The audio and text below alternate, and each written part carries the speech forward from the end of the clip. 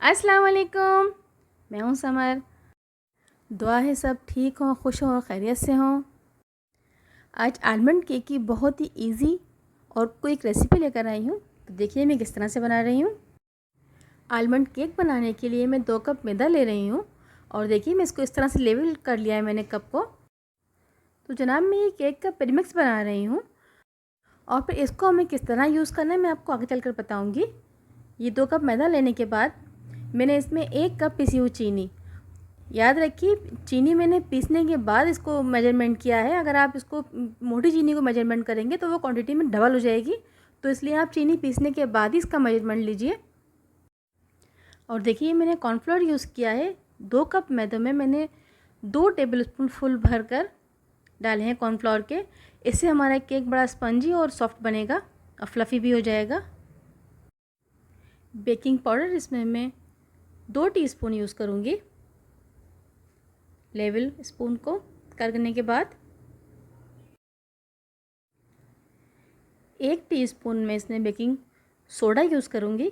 जो मीठा सोडा हम लोग अमूमन डालते हैं खानों में अपने, वो वाला मीठा सोडा।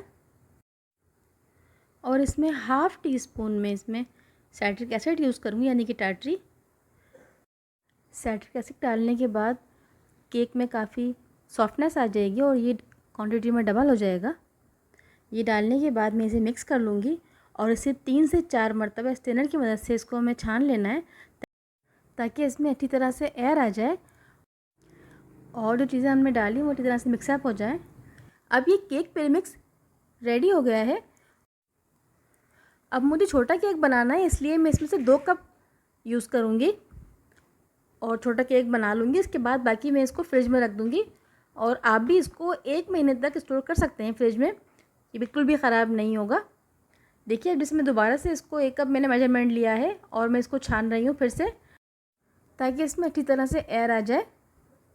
अब मैं 2 कप प्रीमिक्स लूँगी अपना, और 2 कप प्रीमिक्स में मैं 4 टेबलस्पून ऑयल के शामिल करूँगी, यानी कि 1 कप प्रीमिक्स में 2 टेबलस्पून। अगर आप ये पूरा प्रीमिक्स एक ही वक्त में यूज़ करना चाहते हैं तो ये तकरीबन 3 कप बना है, तो इसमें आप 6 टेबलस्पून ऑयल या घी के शामिल कर दीजिए। मैंने इस वक्त 4 टेबलस्पून घी डाला है इसके अंदर, घी से अच्छी खुशबू आएगी। और मैं आलमंड का ऑयल यूज़ कर रही हूँ, 1 टेबलस्पून में लिया है मैंने, और थोड़ा सा मैंने वनीला एसेंस लिया है खुशबू के लिए।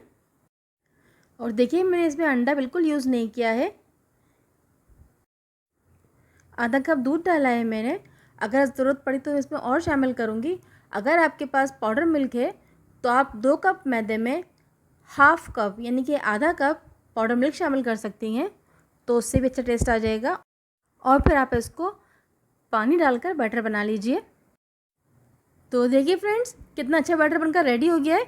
और मैंने इसमें अंडे की बजाय साइट्रिक एसिड यूज़ किया है केक को फुलाने के लिए।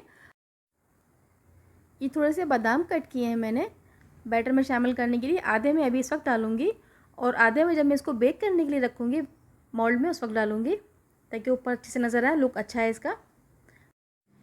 और देखिए ये बैटर जो ये ना बहुत ज़्यादा पतला है और ना ही बहुत ज़्यादा गाढ़ा है, बस इसका टेक्सचर ऐसा होना चाहिए जिससे आपको बड़ा स्मूथ सा नज़र आ रहा है। अब मैंने केक के पैन को ग्रीस कर लिया है और इसमें पेपर लगाकर थोड़ा सा मैंने ऑयल डाल दिया है।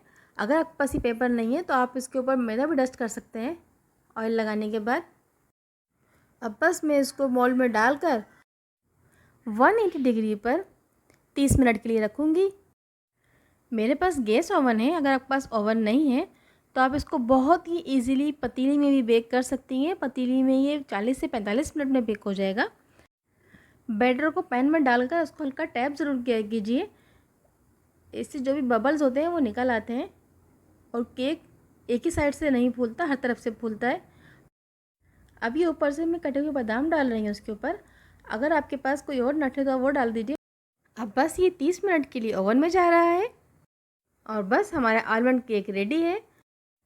अब पहले इसमें नाइफ़ डालकर चेक कीजिए, अगर नाइफ़ में थोड़ा सा ही बैटर लगकर आता है इसका मतलब केक कच्चा है, दोबारा रख दीजिए आप इसको।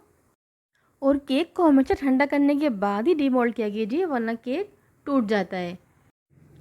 इसका कलर तो बहुत ही अच्छा है, आप देख सकते हैं। اور زیادہ نئی اور آسان ریسیپیز دیکھنے کے لیے پلیز میرا چینل سبسکرائب کیجیے، لائک کیجیے اور شیئر کیجیے. مجھے کمنٹ میں بتائیے کیسا لگا آپ کو. اللہ تعالیٰ ہمیشہ آپ کے رزق میں اور دسترخوان میں برکت دے. دعا میں یاد رکھیے. خوش رہیے. اللہ حافظ.